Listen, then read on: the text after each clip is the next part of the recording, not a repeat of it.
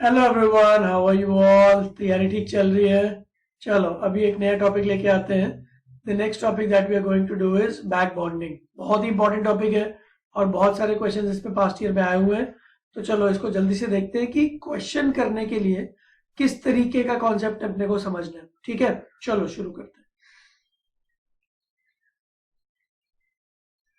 चलिए, तो टॉपिक का नाम है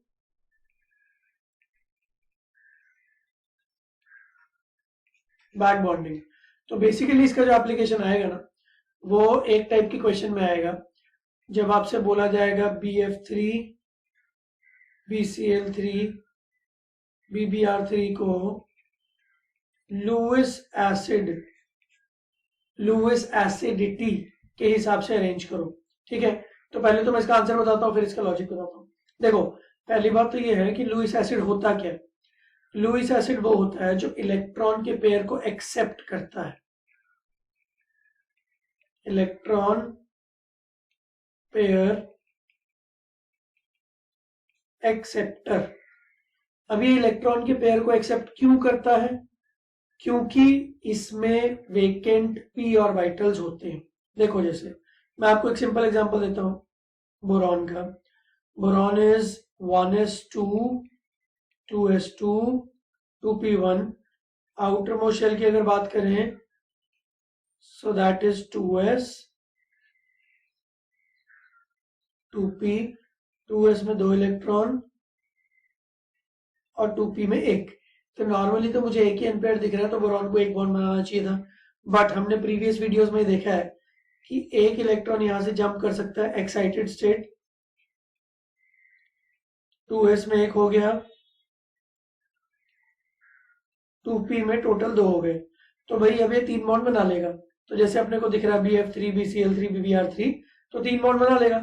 अब खास बात यह है कि ये जो वेकेंट p ऑर्बिटल बचा है 2p का, ये वाला वेकेंट p ऑर्बिटल इस पर्टिकुलर जगह में कोई भी लोन पेयर आ सकता है। तो मतलब ये जो बोरॉन है, ये 3 बॉन्ड बनाने के बाद भी लोन पेयर को एक्सेप्ट कर सकता है, राइट। तो लोन पेयर अगर एक्सेप्ट करेगा तो मैं इसको लुईस एसिड बोलना शुरू कर दूंगा। तो फंडा बहुत सिंपल है जी। लुईस के हिसाब से एसिड वो होता है जो लोन पेयर एक्सेप्ट करता है, और बेस वो होता है जो लोन पेयर देता है। ये हमने प्रीवियस वीडियोस में भी देखा हुआ है। ठीक है, अगर आपने प्रीवियस वीडियोस नहीं देखे हैं तो जाके देख लो, और अगर देखने का टाइम नहीं है तो प्लीज यार जाके देख लो ना। अगर आप इतनी पढ़ाई कर रहे हो तो पूरे ढंग से पढ़ो ना यार। ठीक है, मैं आपके लिए और बहुत सारे वीडियोस लेके आऊंगा, और मेरी कोशिश ये है कि आपके एग्जाम से पहले मैं बहुत सारे वीडियोस डाल दूं। इवन दो मुझे टाइम काफी कम मिलता है ऐसा वीडियोस डालने का। ठीक है, मेरी प्रॉपर क्लासेस भी चलती है, सब कुछ होता है, बट इवन देन काफी बच्चों के रिक्वेस्ट आए कमेंट बॉक्स में, तो मैं जितना ज्यादा कंटेंट डाल सकता हूँ उतना मैं डाल दूंगा। तो आप लोग थोड़ा सिंसियरली पढ़ो। एस ब्लॉग के ऊपर शायद 18-19 वीडियोस मैंने डाले हुए हैं। ठीक है, तो स्टेप बाय स्टेप चलो, बिकॉज पुराने वीडियोस से नए वीडियोस लिंक्ड है। तो आप रैंडम जाओगे ना तो आपका कुछ ज्यादा फायदा नहीं होगा। ठीक है, तो ये एक चीज थोड़ा ध्यान रखो। तो फिलहाल लुईस बेस कौन होता है? लोन पेयर देने वाला। लुईस एसिड कौन होता है? लोन पेयर लेने वाला। कोई भी चीज लोन पेयर क्यों लेती है? क्योंकि शायद या तो उस पर पॉजिटिव चार्ज हो या उसके पास वेकेंट ऑर्बिटल्स हो। तो बोरॉन की केस में अपने पास वेकेंट ऑर्बिटल्स हैं, तो लोन पेयर आ सकता है। ठीक है, तो ये हो गया लुईस एसिड क्या होता है। अब इन तीनों में सबसे ज्यादा लुईस एसिड कौन होना चाहिए? तो देखने में ऐसा लगता है कि अगर मैं BF3 का एग्जांपल लूंगा तो बोरॉन के साथ 3 फ्लोरीन जुड़े हुए हैं, और हम सबको पता है that fluorine is the most electronegative element. तो कॉमन सेंस और लॉजिक ये बोल सकता है कि देखो फ्लोरीन बहुत इलेक्ट्रोनेगेटिव है, फ्लोरीन बोरॉन से खींचेगा तो बोरॉन की भी खींचने की ताकत और बढ़ जाएगी। तो BF3 को ना सबसे ज्यादा खींचना चाहिए क्योंकि उसमें फ्लोरीन लगा हुआ है। तो आइडियली आंसर ऐसा आना चाहिए था, बट आंसर उल्टा हो गया। तो अब इसको याद रखने का तरीका पहले तो यही है कि जैसा आंसर आना चाहिए था वैसा उसका उल्टा कर दो। तो लुईस एसिड BF3 को सबसे अच्छा होना चाहिए था कॉमन सेंस के हिसाब से, बट कुछ तो इस पे स्पेशल हो गया और सबसे अच्छा लुईस एसिड हो गया BbR3। ठीक है, पहले तो ये याद कर लो। अब इसका मैं आपको लॉजिक बताता हूँ, और जैसा कि मैं पुराने वीडियोस में बोलता ही हूँ, नोट्स बनाते रहो। और मैं अभी इसको डिलीट कर रहा हूँ, अगर आपको थोड़ा लिखना है तो आप पॉज करके इसको लिख लो। ठीक है, चलो मैं इसको डिलीट कर रहा हूँ। अब हम लोग बैक बॉन्डिंग पे आते हैं। तो बैक बॉन्डिंग का कॉन्सेप्ट बहुत ही सिंपल सा है, ध्यान से समझना। ये BF3 है, बोरॉन के पास वेकेंट ऑर्बिटल है, वेकेंट 2p ऑर्बिटल, ये अभी हमने देखा था। ठीक है, बोरॉन का एक इलेक्ट्रॉन जंप कराने के बाद भी एक डिब्बा खाली बचा हुआ था, उसको बोलते हैं vacant p orbital, vacant p orbital. और आप सबको पता ही है कि बोरॉन, ये फ्लोरीन जो होता है, इसके पास लोन पेयर्स होते हैं। ठीक है, तो लोन पेयर बेसिकली मैं बोल सकता हूँ फिल्ड p ऑर्बिटल्स। तो मैं एक लोन पेयर अभी बनाता हूँ, बाकी लोन पेयर्स नहीं बना रहा हूं मैं सिर्फ एक बना रहा हूं बिकॉज वो 3D स्ट्रक्चर है। तो ये है फिल्ड p ऑर्बिटल।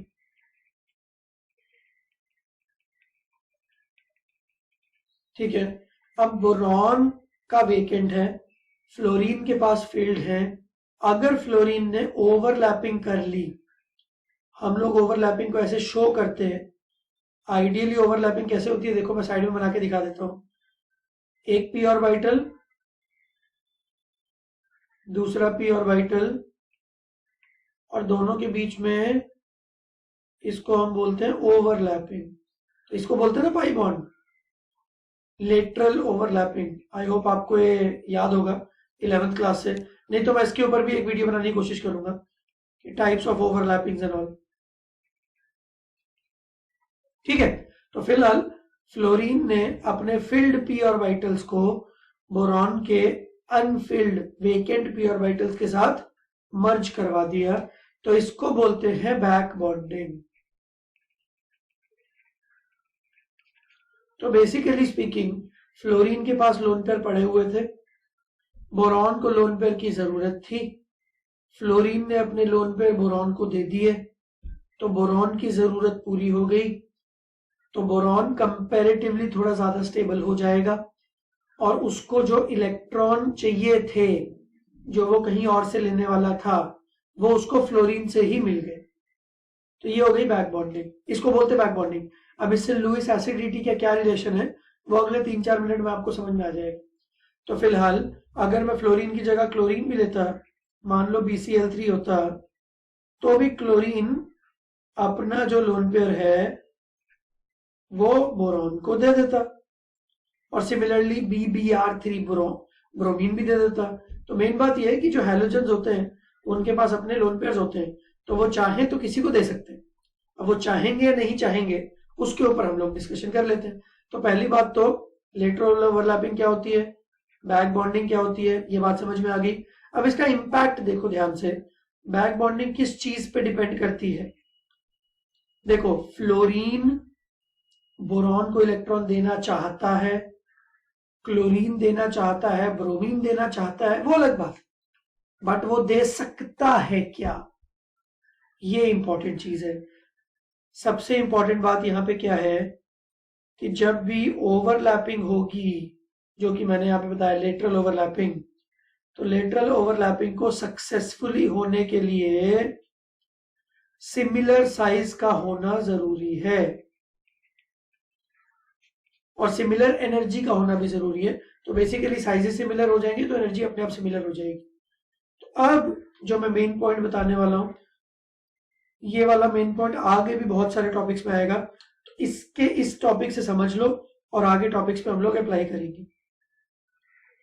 तो जब आप बोलते हो बोरॉन और फ्लोरीन आपस में जुड़े हुए हैं, और जब आप बोलते हो बोरॉन और ब्रोमीन आपस में जुड़े हुए हैं, तो बोरॉन का ऑर्बिटल और फ्लोरीन के ऑर्बिटल में कुछ ज्यादा डिफरेंस नहीं है, इसलिए इफेक्टिव ओवरलैपिंग हो सकती है बड़े आराम से, कोई दिक्कत नहीं है।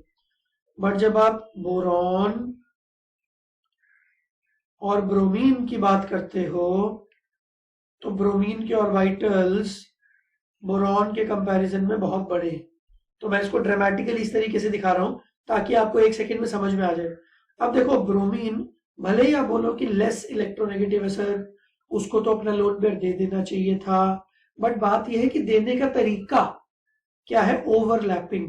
और जब तक ओवरलैपिंग हो नहीं पाएगी तब तक चाहते हुए भी ब्रोमीन अपने इलेक्ट्रॉन दे नहीं पाएगा। तो यहां पे इफेक्टिव ओवरलैपिंग नहीं होगी। ठीक है, तो ओवरलैपिंग नहीं हो पाएगी। तो भले ही ब्रोमीन चाहता है कि मैं बोरॉन को इलेक्ट्रॉन दे दूं, पर वो दे ही नहीं सकता। ठीक है, अब इसका मैं एक रियल लाइफ एग्जांपल भी आपको बताता हूं। मान लो मुझे पैसे की जरूरत है, ठीक है, वैसे इतनी कोई जरूरत नहीं है, ठीक है, भगवान की कृपा है, सब बढ़िया चल रहा है, बट हाँ मान लो मुझे पैसे की जरूरत है। अब मेरे सो कॉल्ड 2 जानकार लोग हैं जो मुझे पैसा दे सकते हैं। उनमें से एक है जो यूएस में रहता है, वो मेरा बहुत ही क्लोज फ्रेंड है।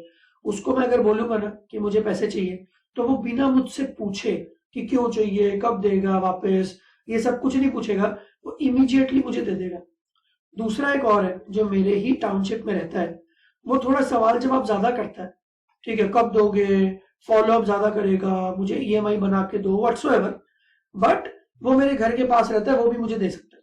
तो मेरी पहली चॉइस ये है कि यार मैं अपना जो यूएस वाला फ्रेंड है ना उससे मांग लेता हूँ, क्योंकि वो ज्यादा सवाल जवाब नहीं करता है, ठीक है। बट जब मैंने उससे मांगा ना, तो मुझे पता चला कि वो बहुत ही विलिंग है पैसे देने के लिए, बट मेरे पास इंटरनेट कनेक्शन नहीं है, लेट्स से मेरे पास ऑनलाइन बैंकिंग नहीं है, नेट बैंकिंग। तो उसके पास पैसे हैं, मुझे उस पैसे की जरूरत है, वो देना भी चाहता है, बट उसके पैसे मेरे तक आने का जो जरिया है ना, वो ठीक नहीं है, ऑनलाइन बैंकिंग। तो सेम चीज यहां पे ब्रोमीन के साथ हुई है। ब्रोमीन इलेक्ट्रॉन देना चाहता है, लेस इलेक्ट्रोनेगेटिव है, बोरॉन को उसके इलेक्ट्रॉन्स की जरूरत है, बट जिस तरीके से इलेक्ट्रॉन्स दिए जाएंगे थ्रू ओवरलैपिंग, वो ओवरलैपिंग ठीक नहीं हो रही। इस चक्कर में ब्रोमीन, जिसका इलेक्ट्रोनेगेटिविटी कम है और वो लोन पेयर देना चाहता है, वो बेचारा दे नहीं पा रहा है। और इसीलिए फ्लोरीन ज्यादा अच्छे से दे पा रहा है, इवन तो आपको देख के लग रहा होगा कि यार वो उसकी तो इलेक्ट्रोनेगेटिविटी ज्यादा है, बट फिर भी उसके लोन पेयर का साइज, 2p का साइज और एनर्जी बोरॉन के वेकेंट ऑर्बिटल के साथ मैच हो रही है। उन दोनों में ओवरलैपिंग की पॉसिबिलिटी आसान है, इसलिए बोरॉन ज्यादा अच्छे से फ्लोरीन से ले लेता है। ये बात समझ में आई? तो अब आप एक चीज समझ लो, बैक बॉन्डिंग ज्यादा किस में हो रही है, बोरॉन और फ्लोरीन के केस में, और बैक बॉन्डिंग कम किसके केस में हो रही है, बोरॉन और ब्रोमीन के केस में। यहां तक बात समझ में आ गई? अब मैं अगले 2 मिनट में आपको ऑर्डर समझा सकता हूं, तो जल्दी से ये वाला पॉइंट लिख लो, फिर आगे बढ़ेंगे। अब हमारी बात हुई कि हमको कंपेयर करना है BF3, BCl3, BBr3, ठीक है। Bi3 इसलिए लिखते हैं क्योंकि बहुत ज्यादा स्टेबल नहीं होता है, बट चलो अब ध्यान से सुनो। मैं इस कंपाउंड को एक फैमिली बोलता हूं, ये मेरी फैमिली है। मान लो मैं बोरॉन हूं, ठीक है, ये मेरी फैमिली है। मैं बोरॉन होने की वजह से मुझे पैसे की जरूरत है, मुझे इलेक्ट्रॉन्स की जरूरत है। अगर मैंने बाहर से पैसे लोन पे लिए, तो आप मुझे बोलना कि मैं लुईस एसिड हूं। तो जो पर्टिकुलर एलिमेंट बाहर से इलेक्ट्रॉन्स को लेता है उसको लुईस एसिड बोलते हैं। अब देखो बोरॉन को तो जरूरत है ही, चाहे BF3 हो, चाहे BCl3, चाहे BBr3 हो। अगर उसकी जरूरत घर के ही किसी मेंबर ने पूरी कर दी तो उसको बाहर से लेने की जरूरत नहीं पड़ेगी। और अगर जरूरत घर के अंदर से ही पूरी हो रही है और आपको बाहर से कम इलेक्ट्रॉन्स या कम पैसे लेने पड़ रहे हैं, तो आपकी मैं लुईस एसिडिटी कम बोलूंगा। तो ध्यान से सुनो, अगर आप इंडिविजुअल बोरॉन को देखो, तीनों बोरॉन्स को जरूरत है, बट बोरॉन की इलेक्ट्रॉन्स की जरूरत फ्लोरीन ने पूरी कर दी बैक बॉन्डिंग के थ्रू, ठीक है। तो बैक बॉन्डिंग सबसे ज्यादा BF3 में हुआ, इसलिए बोरॉन का जो वेकेंट p ऑर्बिटल था वो काफी ज्यादा फिल हो गया।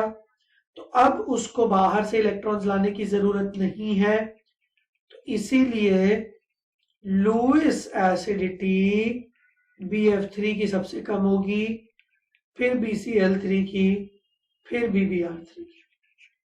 ये बात समझ में आती है क्या? पक्का? तो बैक बॉन्डिंग जिसमें सबसे ज्यादा होगी उसकी लुईस एसिडिटी सबसे कम होगी, हेंस प्रूव। इस एक क्वेश्चन को याद कर लो, इस क्वेश्चन के आने की पॉसिबिलिटी बहुत ज्यादा है। ठीक है, तो चलो आई होप आपको अभी के वीडियो में कुछ कॉन्सेप्ट समझ में आ गए होंगे। बैक बॉन्डिंग क्यों होती है, बैक बॉन्डिंग होने के फैक्टर्स क्या हैं। ठीक है, बैक बॉन्डिंग होने में इलेक्ट्रोनेगेटिविटी का तो जो रोल है वो है, बट ओवरलैपिंग का बहुत बड़ा रोल है। तो सारी चीजों को ध्यान में रखते हुए ही हमको इवेंचुअली डिसीजन लेना होता है। ठीक है, आई होप आपको ये वीडियो अच्छा लगा होगा। चलो मैं नेक्स्ट वीडियो में कुछ और बढ़िया कॉन्सेप्ट लेके आता हूं। नोट्स बढ़ाते रहो और अच्छे से पढ़ते रहो। चलो बाय बाय।